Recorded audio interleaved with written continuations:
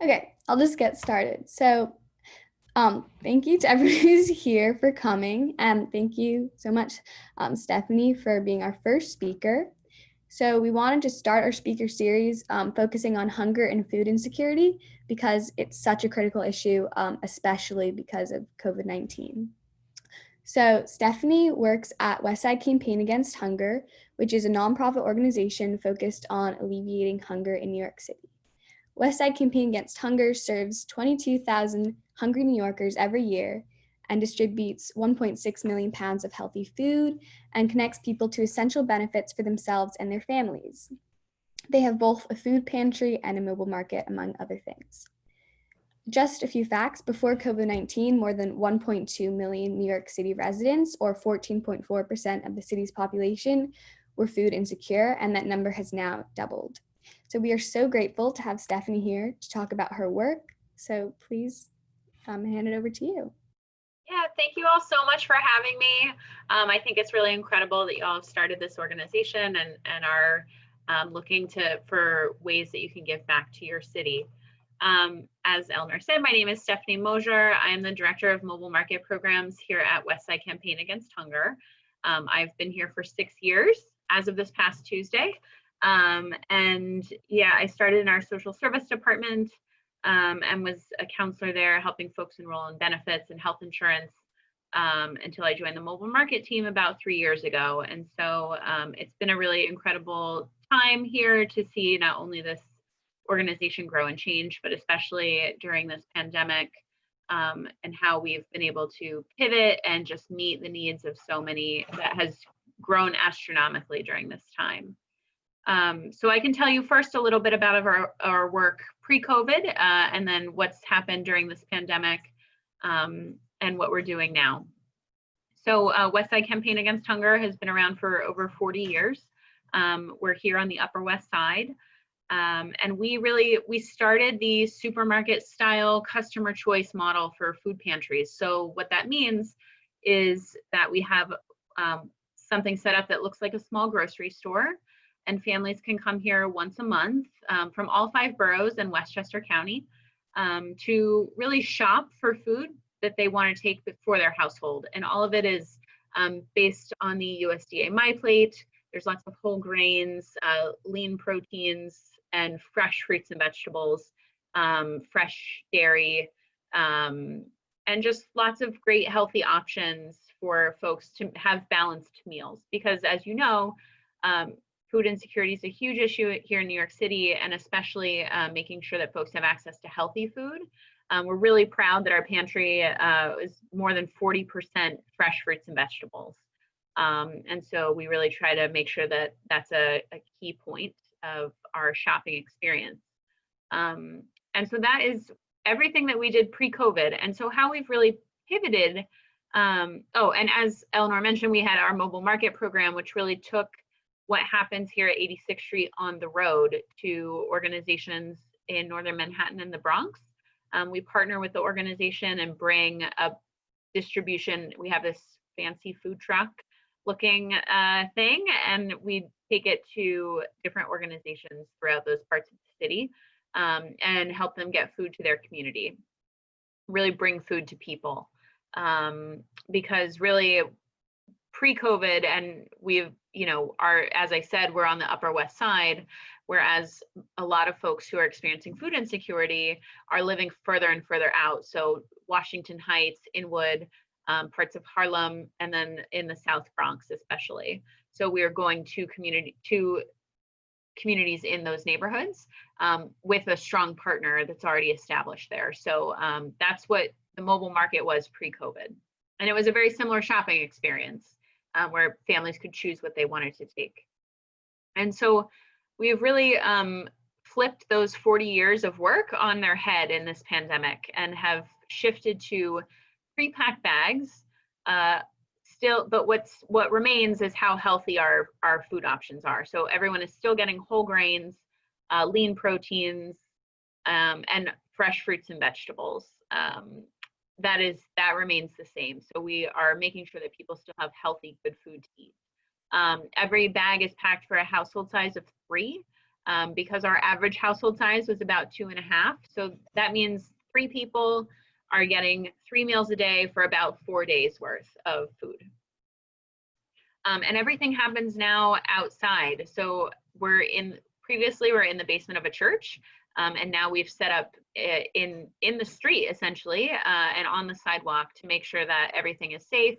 Everyone can be at a good, safe social distance, and families can come pick up food once a month.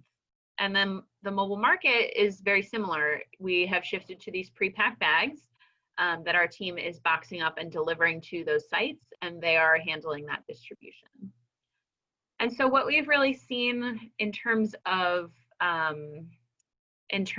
access and the number of people that we're serving, it really, at the very beginning of the pandemic, it was kind of slow. People were afraid to leave their homes. People don't want to take the subway. We were seeing a lot of new people, a lot of new customers, mostly essential workers that were living on the Upper West Side, or that were working on the Upper West Side. And then things really started to grow probably in early to mid-April, and we were seeing almost 400 people a day out of our 86th Street location. And then through the mobile market, a lot of our partner organizations closed. They moved their staffs remotely. They were senior centers who were doing home delivered meals and not opening the center for anything. And so we grew some partnerships and we started some new partnerships. So we expanded we have a partnership with New York Presbyterian Hospital already. And through them, we were able to expand to 2 organizations, mostly serving families who are undocumented, so who are especially vulnerable during this time, and aren't eligible for a lot of the financial benefits that most people are eligible for: unemployment, the stimulus checks, SNAP benefits, food stamps. So we were able to connect with them. The Children's Aid organization, which again is serving young families with children who are food insecure. And then we partnered with Bellevue Hospital, who reached out to us because they were discharging almost 400 people a day from the emergency department related to COVID-19. And so many of those folks were either experiencing homelessness or too weak to really to go out and shop for themselves. And so they made it a priority to give each patient that left the hospital a bag of healthy food. So through that partnership, over the course of 2 weeks, we delivered 3,500 bags of pre-packed food for patients of Bellevue Hospital. And what we've really learned through this is how much more capacity we have in this new model to serve more people, and being able to pre-pack everything and drop it off at the sites. In 1 week, we used to be able to serve 600 individuals off of our mobile market vehicle. And in this new model, in this pandemic, there was one Friday that we served 670 families just in that one day. So it's been really incredible to learn that and to see that and to be able to grow and be creative, and really just make sure that those who are most vulnerable are able to get healthy food. So that's what's been happening food-wise. And then, as Eleanor mentioned, we have a social service team who has gone virtual and is doing a lot of enrollment for things like, at first it was a lot of unemployment benefits, a lot of SNAP benefits, health insurance, folks who lost their health insurance from their job. And now we're kind of gearing up to anticipate a lot of folks needing help with rental assistance when they're, right now there's a moratorium on evictions. And so we anticipate a lot of people needing help paying back rent or other sort of housing support.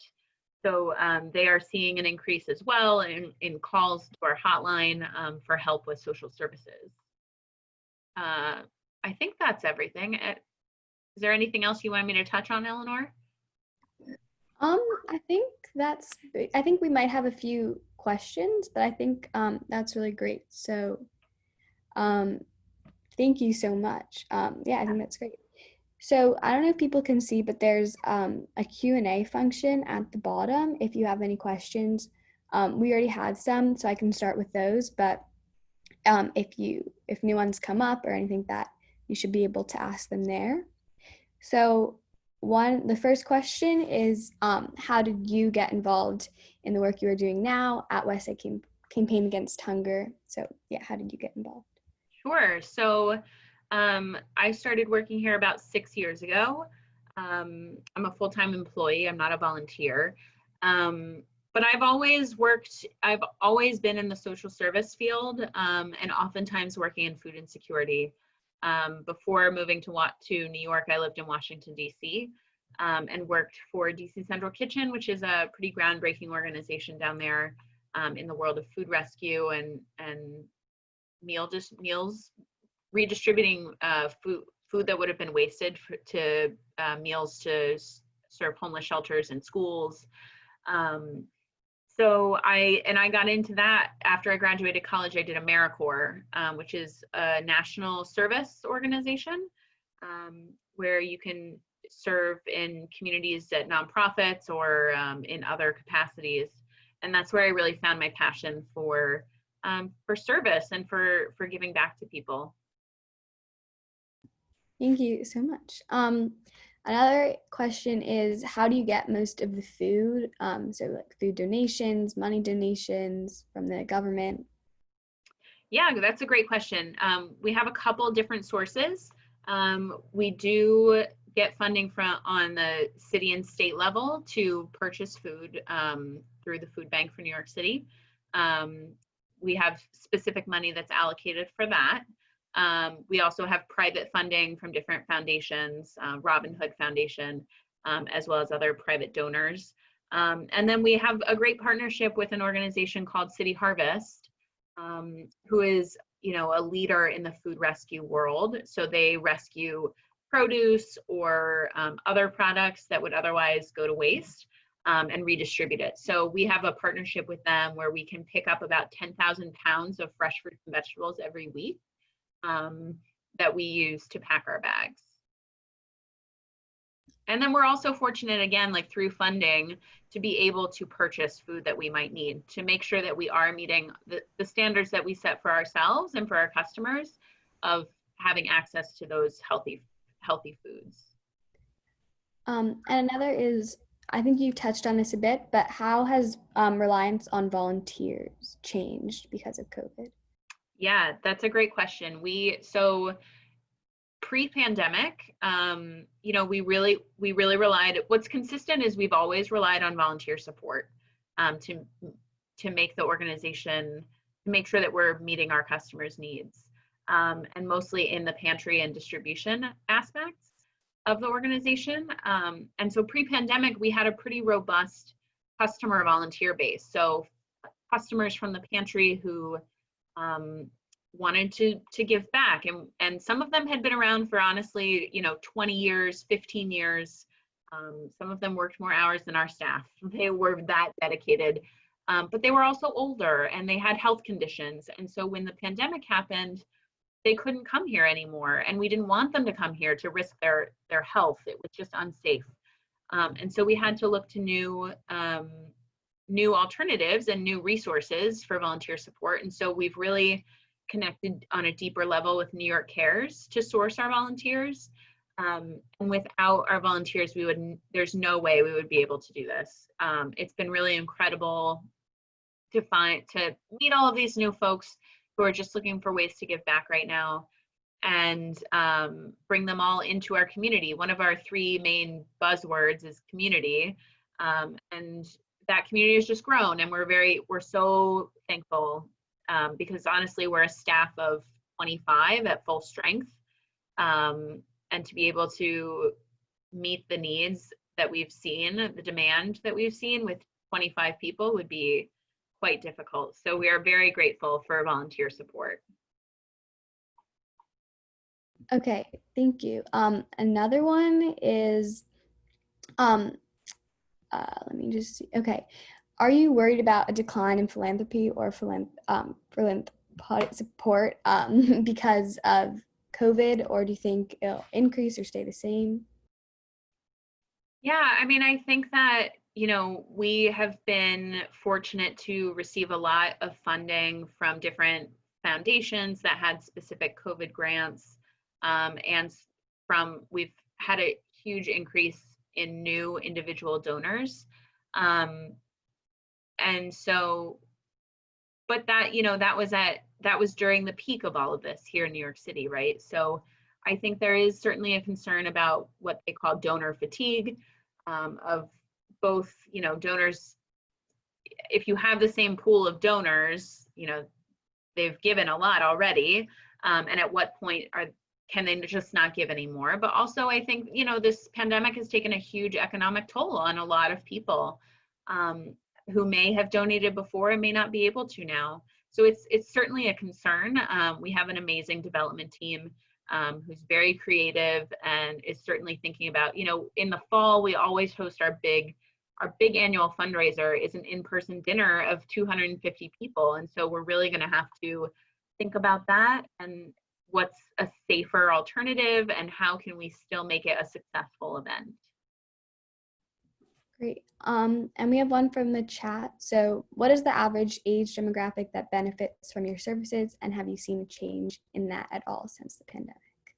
That's a great question. I don't have the average age off the top of my head, but I will say we have seen a 50% decline in the number of seniors, so anyone 65 and older who are coming to WSCA, which is a huge drop. I mean, I will say our population trends older. Like I would probably say the average age is in the 50s, but that's a huge drop in the number of seniors who are coming here.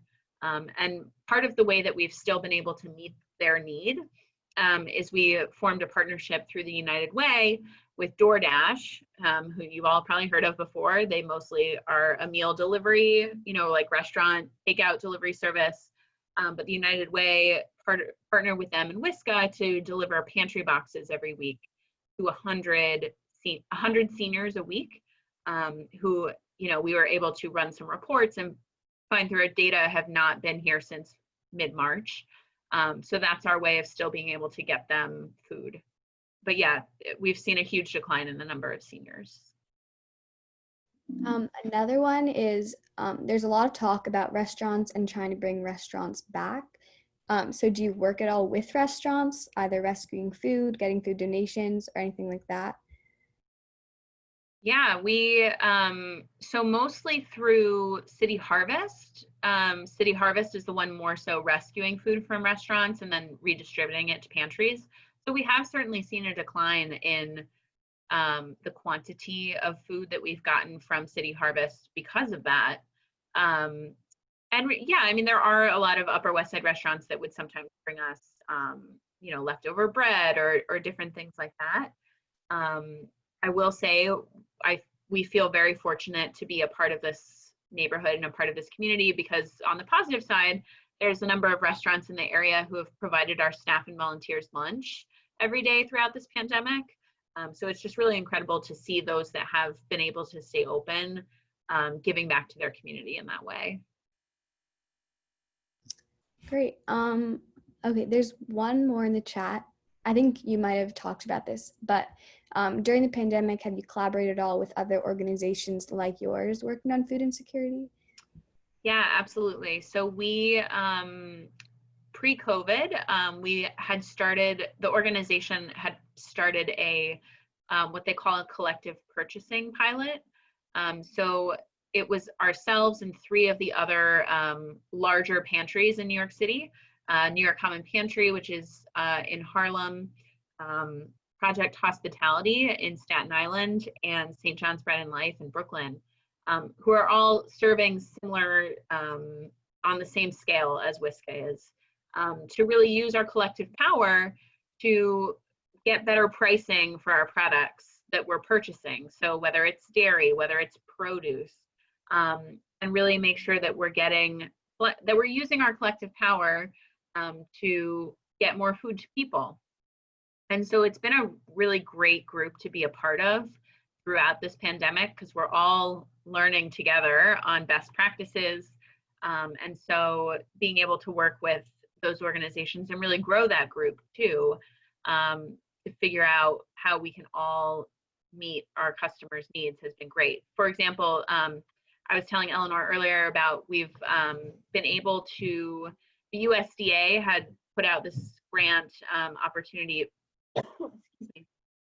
It's called Farms to Families, and it's working with distributors to get more produce, to buy produce from US farmers and then redistribute it to food pantries and soup kitchens and food banks. And so we receive about 1,600 boxes a week. That's what our organization receives, and we split the delivery with New York Common Pantry. So we get one truckload and we each take the number of pallets that we need. So it's been great to partner with them and make sure that, each week both of our, and I'm sure there's some overlap in families, but that everyone is able to get 21 pounds of fresh fruits and vegetables every week. And one last question. So you mentioned that you started your career with AmeriCorps. It's sometimes hard for young people to know how to get involved. That's part of the reason we started this group. So what is your advice to people like my age who want to get involved? Yeah, I mean, I think finding organizations that do volunteer work, that accept volunteers is great. I know when I was in high school, it was a requirement of my school to do volunteer work. I think, so volunteering I think is great. I think being active and advocating and just learning about these issues is also super important. I'll tell you, I have this box here from the New York City, I guess New York City had started this thing called Get Food NYC during COVID-19, where folks could call 311 and ask for a box of food to be delivered to their home. And so we happened to get some of these boxes here at WSCA, and seeing them, I won't go through all of it with you, but there's like nothing healthy in this box. And supposedly it's 3 meals a day for 3 days worth of food, but it's Cocoa Puffs and like Starkist like flavored tuna packets and this can of chili that has 40% of your day's sodium in one can. And I share that with you because that's what our city is doing. And you are all residents of this city. That's not okay. That's food that is going to give our residents, people who are in desperate need of food, like that's going to create chronic health conditions. None of that is healthy. None of that is what people should be eating or receiving from our city. And so I think, whether it's writing a letter to your city council member or writing a letter to the mayor or using social media to really get the word out that people deserve healthy food and access to healthy food. Access is a huge piece. There are neighborhoods that like their grocery store is a bodega, and we all know what's in a bodega. There's not much fresh fruits and vegetables in there. And just making sure that access to food is equitable is a huge advocacy piece that anybody at any age can do. Thank you so much. So we are very mindful of your time, but we really appreciate you speaking to us. This was really helpful. We're so glad you could do it. And thank you to everyone who joined too. Yeah, thank you so much again for having me. Happy to answer any questions or have another conversation. Okay, thank you. Thanks, everyone.